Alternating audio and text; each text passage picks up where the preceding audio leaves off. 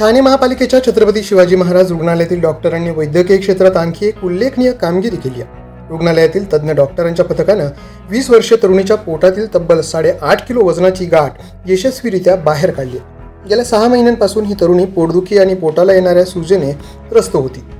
विविध वैद्यकीय तपासण्यांमध्ये तिच्या पोटाच्या डाव्या बाजूला ओटीपोटापासून उदरापर्यंत मोठी गाठ असल्याचं निदर्शनास आलं. सुमारे 1.5 फूट लांब आणि 1 फूट रुंद असलेली ही गाठ मूत्रपिंड, स्वादुपिंड आणि मोठ्या रक्तवाहिन्यांच्या अगदी जवळ असल्यानं शस्त्रक्रिया अत्यंत आव्हानात्मक होती.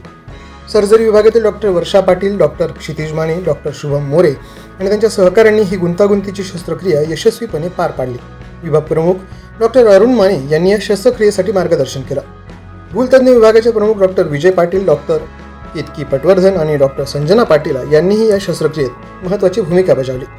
शस्त्रक्रियेनंतर तरुणीच्या प्रकृतीत समाधानकारक सुधारणा झाली असून गाठ काढल्यानंतर तिचं वजन सुमारे 6 ते 7 किलोनं कमी झालं.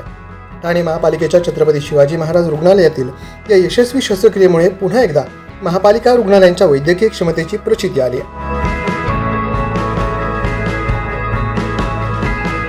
द पोलीस न्यूजसाठी अनिल शिरसाट, ठाणे.